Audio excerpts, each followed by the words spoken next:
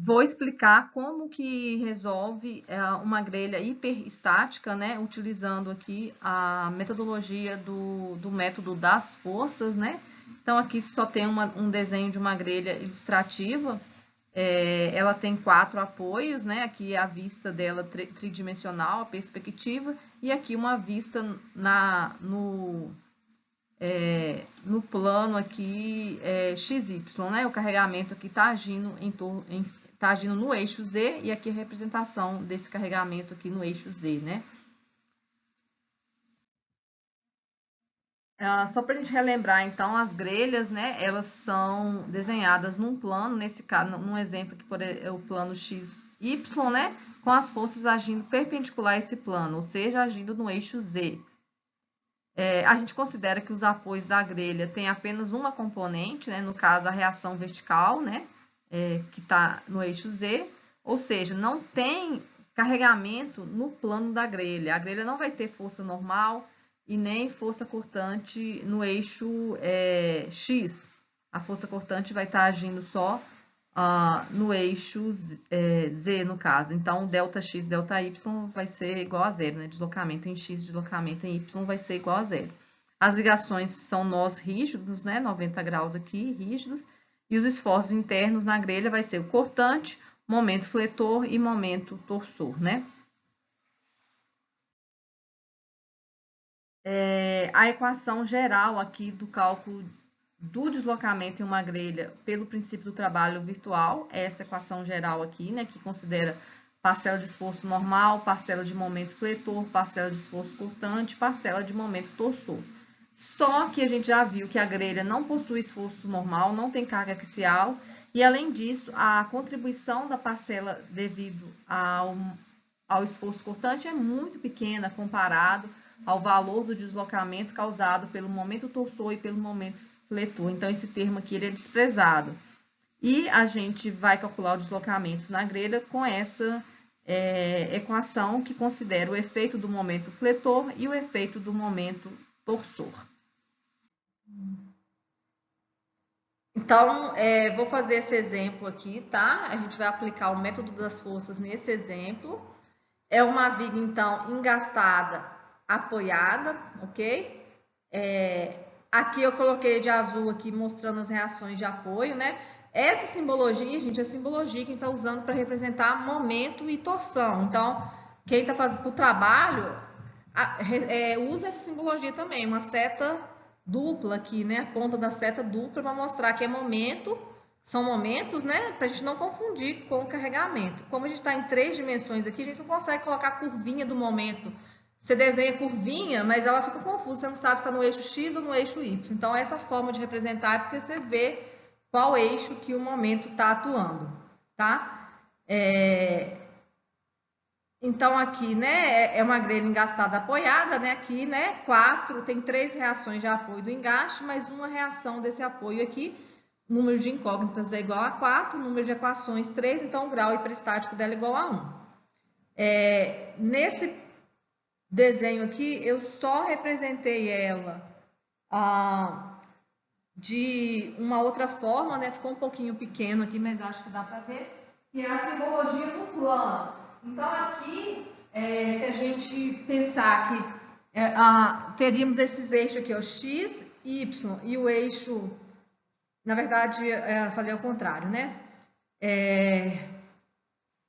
O eixo Z é o eixo vertical, então essa grelha está desenhada no plano XY. Então, aqui é X, Y, por exemplo, né, seria aqui o alinhamento da barra BC, e o eixo Z é o eixo das forças aplicadas, tá? O eixo vertical. Aí, nesse desenho aqui, está representado dessa forma. Isso aqui é a planta dessa grelha, né? Vendo só as barras que estão no eixo, estão no plano XY, e o eixo Z estaria apontando aqui para fora da tela aqui do quadro, do computador, né? Porque X vezes Y, fazendo regra da mão direita, o dedão seria indicando o sentido do eixo Z, ok? E aqui a representação, né, das forças, que já tem o vídeo também gravado, que eu expliquei bem isso, né? Essa grelha, na verdade, que eu vou fazer aqui, os gráficos dela são os gráficos No caso, o caso 0 é o gráfico do videoaula de grelha isostática, para a gente ganhar tempo e não ter que ficar explicando tudo de novo, tá? O caso 0. Então, vamos ver já qual que seria a estrutura dos casos básicos para essa grelha hiperristática. Então, o que eu vou fazer? Aqui eu vou na intuição, eu já falei, né? As únicas grelhas isostáticas simples, né? As mais simples seriam a grelha triapoiada, grelha sobre 3 apoios, ou grelha engastada e livre. Então, como essa grelha é uma grelha engastada e apoiada, para eu transformar ela em isostática, eu vou tirar o apoio, ela vai ficar engastada e livre, que é o que foi feito aqui, ó. Estrutura dos casos básicos obtida pela retirada do apoio A, né? Ou seja, estou liberando o deslocamento vertical do ponto A. Aqui tinha uma representação de um quadradinho aqui no ponto A, que é mostrando o apoio, né, nessa representação aqui nesse plano XY. Aqui eu só deixei a força que está aplicada no ponto A, né? Eu retirei aqui, no caso, esse apoio. Então, o primeiro passo seria a gente desenhar aqui o nosso caso 0, né, o sistema principal, caso 0. Aqui eu fui fazendo por barra, tá? Cada barra. Então, isso que eu vou falar rapidamente, porque tem um vídeo de grelhas isostáticas que eu expliquei o desenho desses gráficos. Inclusive, isso aqui é o print lá do que está no vídeo, né? Então, a barra AB é uma barra que ela está aqui, né, ao longo do eixo X e a força aqui 10 kN do eixo Y. Então, aqui é o gráfico de momento, de cortante, né? Momento fletor e torsor para essa barra. Ela não tem momento torsor. A barra BC, né? Ela já está desenhada ao longo do eixo Y. Por isso que eu girei aqui o meu sistema de eixos coordenados, tá? Porque, na verdade, nessa grelha é como se essa barra BC estivesse no eixo vertical. Mas aí, para ficar fácil para desenhar os gráficos, eu pus ela na horizontal só para facilitar o desenho e aí mantive o padrão aqui dos eixos. Por isso que ficou girado dessa forma. Apareceu a torção aqui 30 kN, que é esse momento fletor da barra AB que vira torção nessa barra, né? Aqui está os gráficos, né? Momento fletor vai dar uma parábola e o torsor vai dar um retângulo. E a última barra, né? O CD, aqui já, nesse ponto já vai ter torção e vai ter momento fletor, né? Que eu representei aqui perpendicular ao eixo dessa barra, né? E nesse caso o momento fletor ele deu um trapézio. E aqui embaixo o torsor.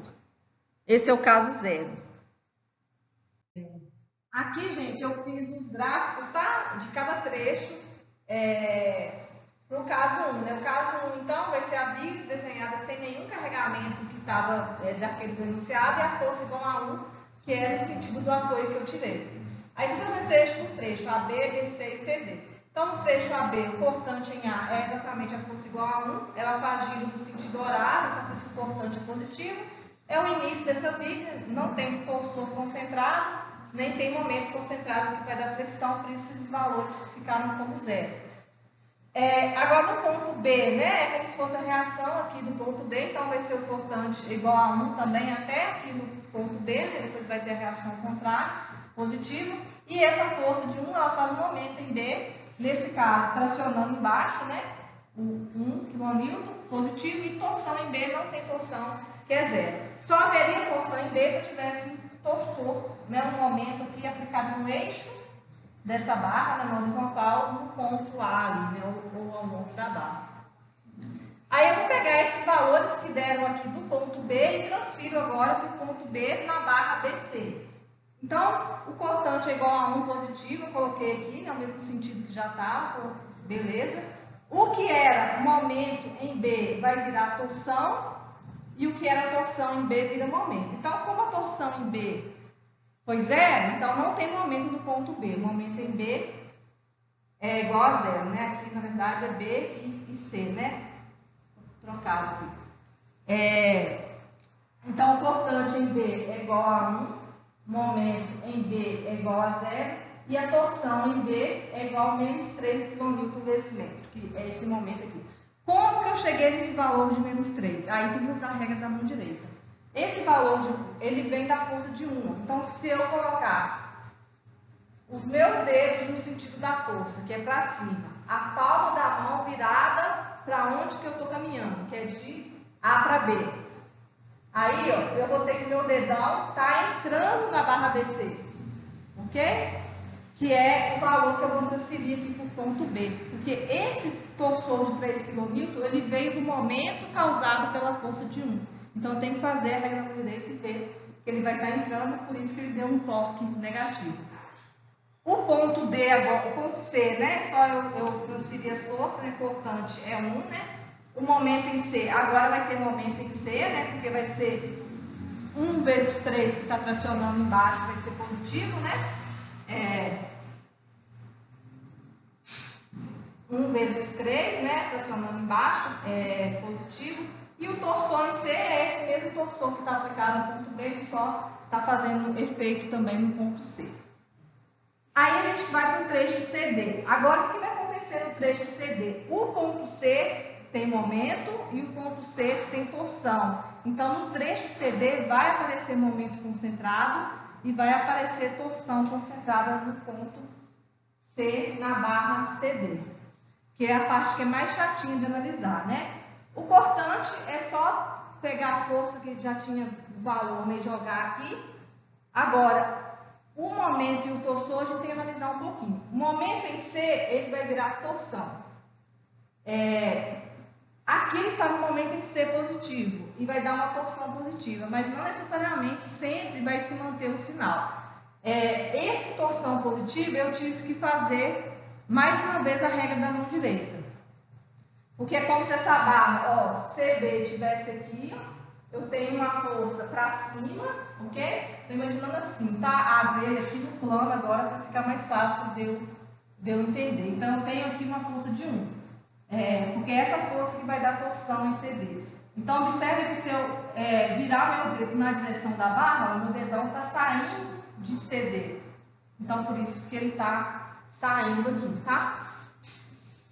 De CD. Então, torção em C é mais 3 kN, e o momento é 3 kN. Como que eu cheguei na conclusão desse momento? Aqui também eu fui só caminhando com ele, tá? O momento em C, né? Que é 3 kN vezes metro, né? Que é o momento da força de 1, né? Na verdade, aqui, eu falei mentira. É o momento, desculpa, é o momento, o torsor em C vai virar momento em C na outra barra. Esse torsor, no caso,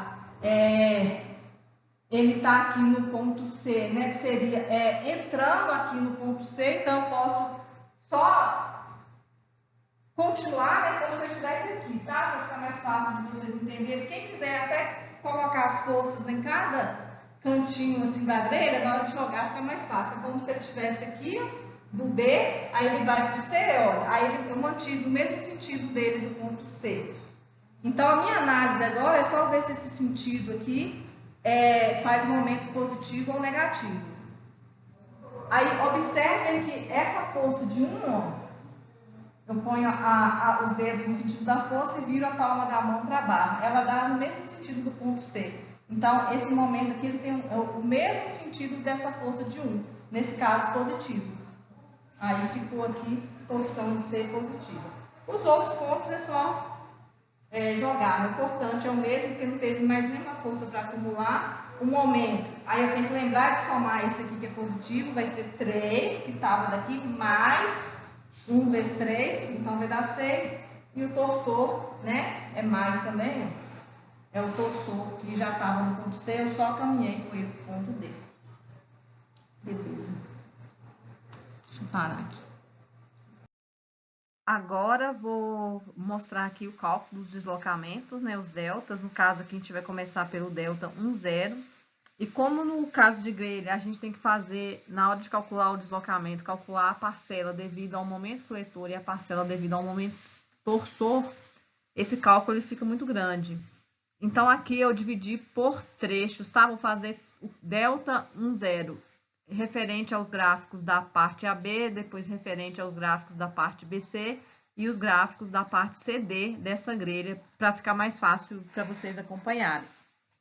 Então, aqueles gráficos que eu apresentei nos slides anteriores, eu só joguei eles aqui agora para o trecho AB, né? Só o momento e o torsor, que é o que entra na equação, que entra no cálculo do deslocamento, né? A cortante a gente vai desprezar. Então, o que eu vou fazer aqui agora? Vou usar as minhas tabelas de integrais para fazer o caso 1 vezes o caso 0. Então, aqui vai ficar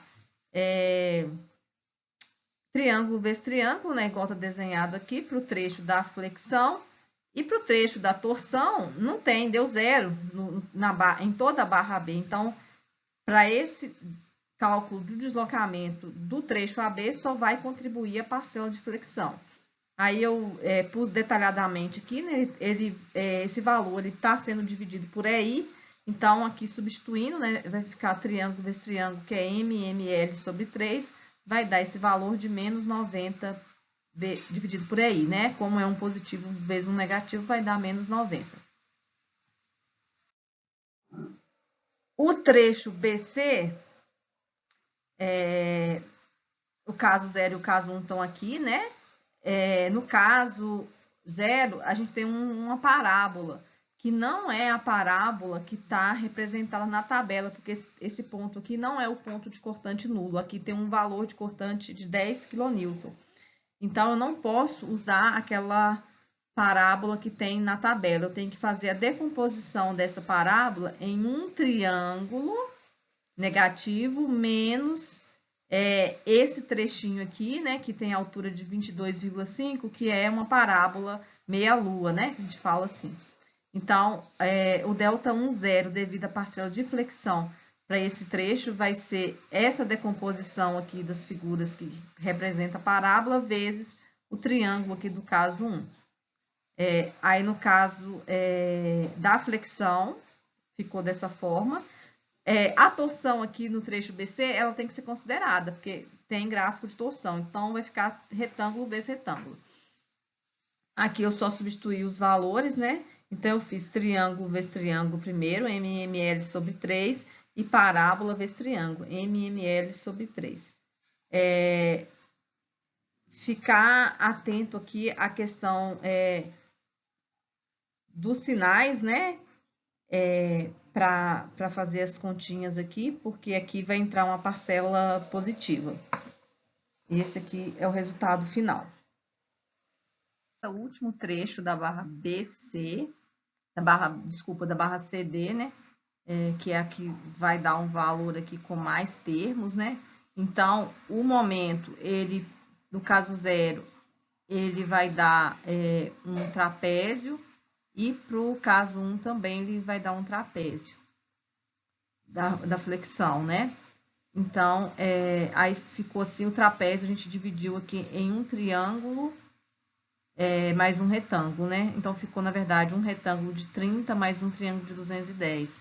No outro lado, ficou um retângulo de 3 mais um triângulo de 3. Isso aqui, né? Um vezes o outro. E a parcela da torção, que é retângulo vezes retângulo. Então, aí eu fui só fazendo as continhas aqui, né? São 4 termos aqui da flexão e um termo da torção. Fazendo as continhas, deu ΔI 0 do trecho CD, menos 2.340. O ΔI, ele fica mais fácil de fazer, porque é sempre ele vezes ele mesmo. Então, eu escrevi aqui, fazendo todos os trechos já de uma vez. A barra AB vai ficar triângulo vezes triângulo, da flexão e da torção não tem. A barra CD vai ficar triângulo vezes triângulo, né? Da flexão vai ser igual. E da barra e da torção, retângulo vezes retângulo. E aqui vai ficar trapézio vezes trapézio e retângulo vezes retângulo na torção. Aqui eu não falei isso no cálculo ΔI 0, mas como o L é igual a 3 metros ao longo de toda a grelha, né? Os 3 trechos AB, BC e CD têm um vão de 3 metros. Então, L é igual a 3. Além disso, o termo GJ é igual a 3EI. Aí, por isso também que nos cálculos anteriores, a gente substituiu o GJ sobre 3EI. Aí aparece um monte de 3 aqui nesses termos, né? Do cálculo dos deltas, assim como apareceu também no cálculo do ΔI 0. Então, fazendo essas multiplicações aqui dessas figuras geométricas e olhando o valor na tabela, né, a gente chegou aqui, ó, delta 11 menos 99 barra EI.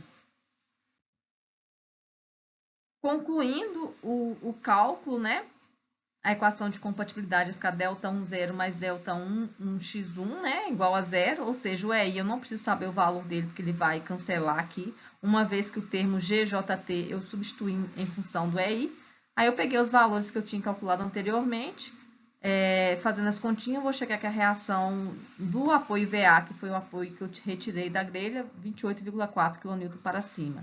Fazendo a superposição aqui dos casos básicos para o VD, né, que é o apoio do engaste, o momento em D do engaste e a torção no engaste, a gente chega nesses valores aqui, que são as reações de apoio dessa grelha engastada, né, aqui as 3 reações do engaste e a reação no apoio.